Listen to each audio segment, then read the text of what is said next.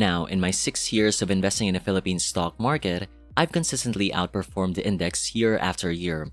As of today, my investments have a compounded return of 11.4%, while the index has been down significantly since I started with a return of negative 13.13%. On top of that, I'm also earning more than 16,000 a month in dividends, meaning even if I do nothing, even if the market just stays flat, I'd still earn from my portfolio. But don't get me wrong, my journey hasn't been all rainbows and butterflies. I've made countless mistakes along the way. I've made investments that literally cut my money in half. Even now, with a total portfolio gain of 1.1 million, I still have stocks that are deep in the red. So I want to say this to anyone just starting out. It's normal to have losing investments. It's not always going to be winners. In fact, let me quote a few legendary investors.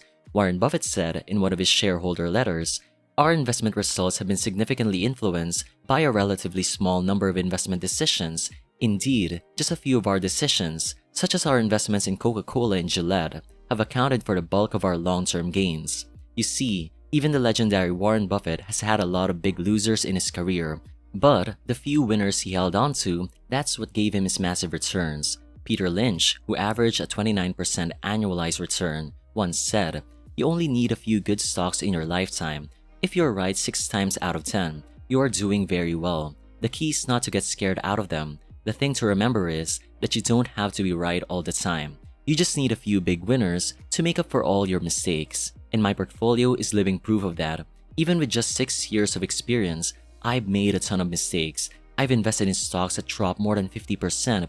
I sold Cebu Pacific and All Home at a huge loss. Even my largest holding now, Globe, is currently down 10%. Megaworld is down 26%. DNL down 20%. All of these stocks are in my top 10 biggest holdings. But despite that, my portfolio is still strongly in the green, and I'm still confident putting more money into these stocks. Why? Because I believe all of my holdings will still be here in the next 10 to 20 years, and I'm confident they'll keep growing. Maybe not with double-digit growth every year, but I believe they'll continue to expand and keep giving me consistent dividends. So before I show you my big winners, the stocks that really help boost my portfolio, I want to quickly talk about the simple criteria I use when choosing stocks. I know I've said this a million times, but it's this simplicity that gives me confidence. It's what helped me outperform the market year after year, and it's what gives my portfolio an edge. Growing earnings, growing equity, well-handled debt, bought at a fair price, and most importantly, consistent dividends. Now, I've talked about how great dividend investing is here in the Philippines in my past videos. I'll leave a link below. That's my simple criteria, and the stocks I'll be showing you all met these criteria at the time I bought them. First, ranking 6 is Cosco, a holding company with businesses in grocery retail, real estate, liquor distribution, specialty retail, oil, and minerals. It gave me a total return of 68%, including dividends, with a dividend yield of 8.42% based on my costs. So just by holding this stock, I'm already earning more than the average return of the market. Looking at the financials, Costco's earnings have steadily grown year after year.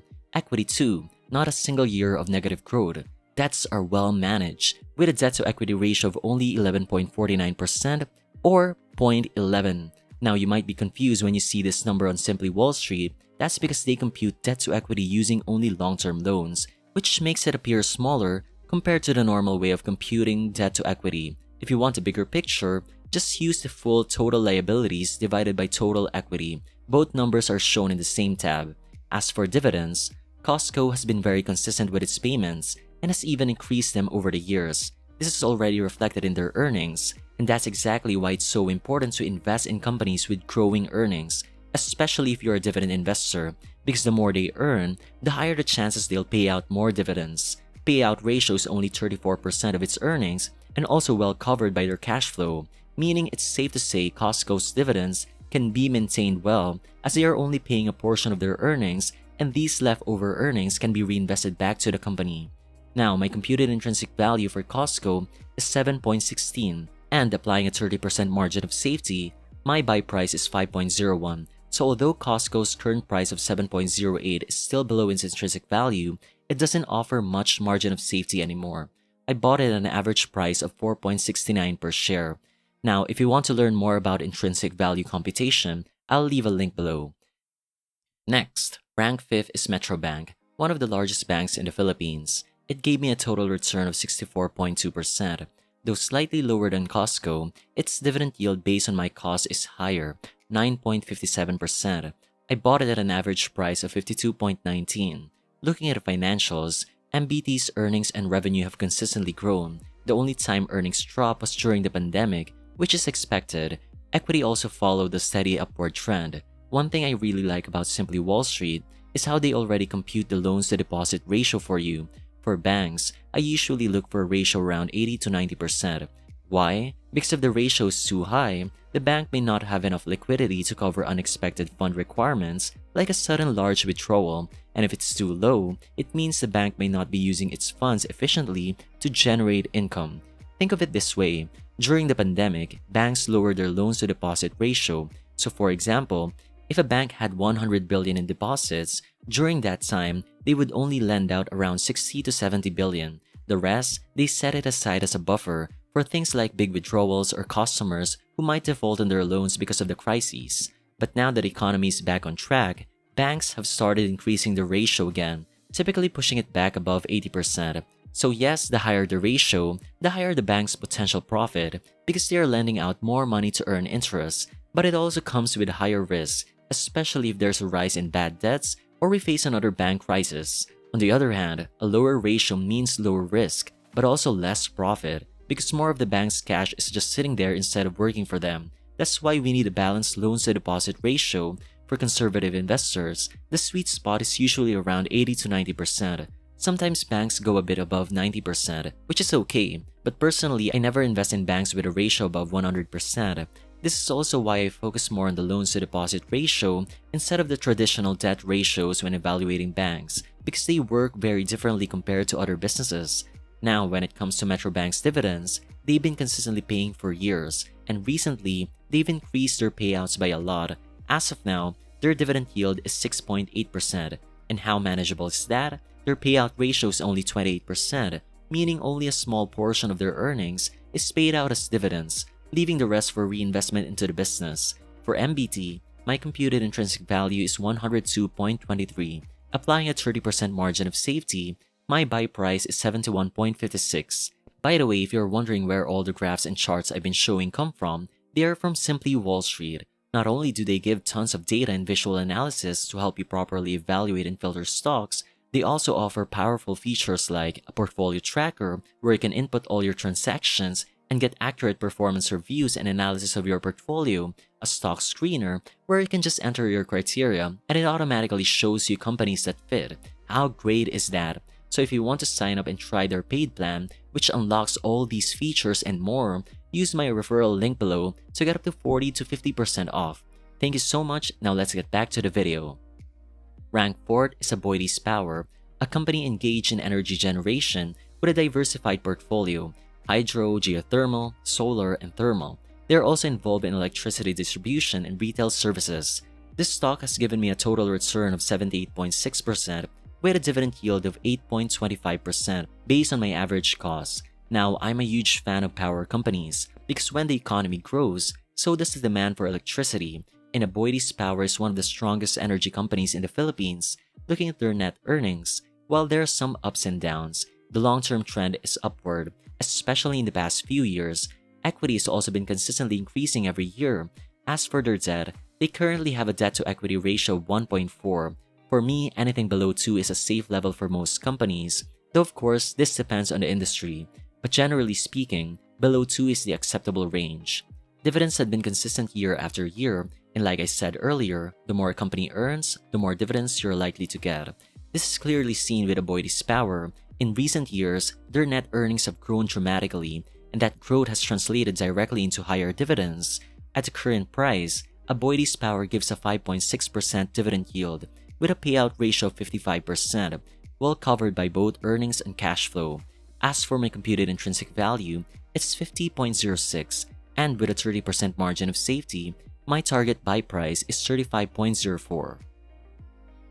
Now, ranked third is LTG, by far the biggest dividend contributor to my portfolio.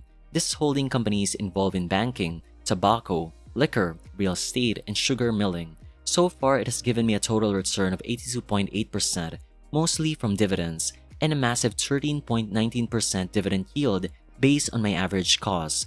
Even though their tobacco business was hit by increased taxes, their other businesses, especially PNB, their banking arm, help compensate. That's what I love about holding companies. By buying just one stock, you're already diversified across multiple industries. Over the past 10 years, LTG's earnings have grown, with some fluctuations, especially during the pandemic, but they bounce back fast. Equity has also grown consistently. Now, when it comes to debt, don't be fooled if you're looking at the debt-to-equity ratio of LTG using total equity divided by total liabilities, because LTG has a large stake in a bank, which skews the total liabilities a lot. What surprised me is how simply Wall Street actually separated the bank holding and gave a more accurate figure. This puts LTG's debt-to-equity at just 0.13, which is very low. That's why despite all the negative news back then, I was always confident in LTG as a company. Even today, LTG has a strong dividend yield of 8.5%. They've been consistent with their payouts and currently only pay 5% of their earnings, which means they still have plenty of room to grow as most of their profits are reinvested back into the business. For LTG, my computed intrinsic value is 16.78, and with a 30% margin of safety, my buy price is 11.74. The current market price is still trading below its intrinsic value, but a margin of safety is lower if you're buying above 11.74. Still, with a dividend yield at 8%, it's still a good deal for me. Before we dive into the top 2 performing stocks in my portfolio, let's take a quick detour. If you're just starting your investing journey and haven't found a broker yet, look no further than DragonFi. Their platform stands out from the rest. Just from the design and interface, you'll immediately feel the quality. Plus, they offer a ton of tools that can really guide you as an investor, insights, analysis, and data all in one place. And here's the fun part.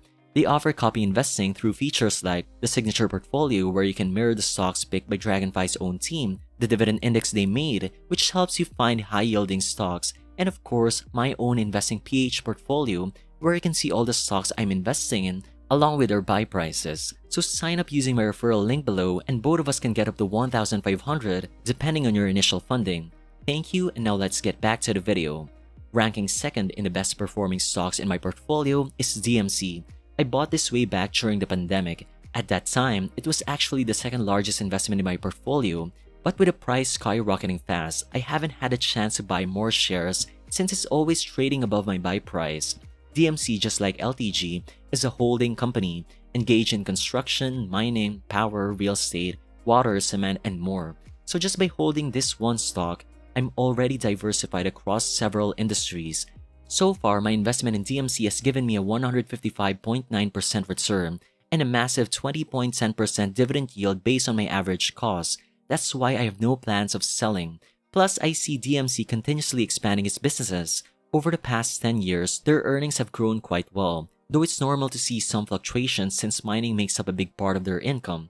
Same goes for their equity, consistently growing, and their debt levels are healthy with a good debt-to-equity ratio. Dividends are paid consistently every year and have actually increased over the past few years. They are also well covered by earnings and cash flow, which is exactly what I want to see. As for my buy price, my computed intrinsic value is 11.68, and with a 30% margin of safety, my buy price is 8.17. Right now, the stock is still trading below its intrinsic value, but the margin of safety is smaller compared to before.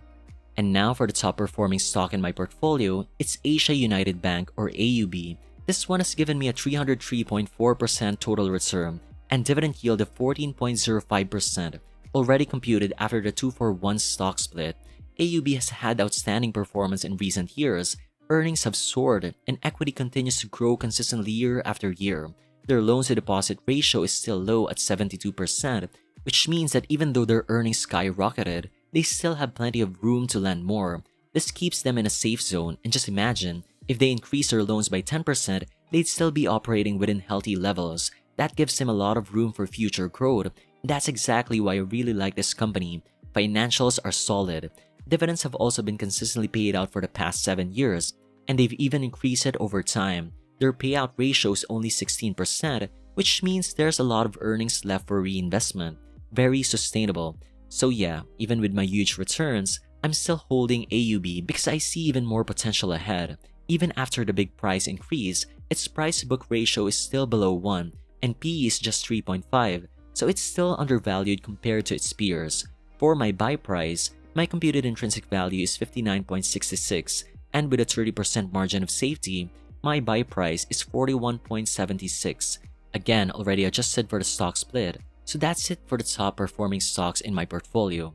Of course, this list may change in the next few years or months, but for now, my plan is to just hold everything and keep collecting those huge dividends. Right now, I haven't found a new stock that I'm confident enough to sell all my winners, so I'll just continue adding small amounts to my current holdings as long as they're still trading below my buy price. So that's the plan for now. If you've learned something from this video, I'd really appreciate it if you click the like button before you leave. It helps out the channel a lot. Thanks for watching and see you in the next one.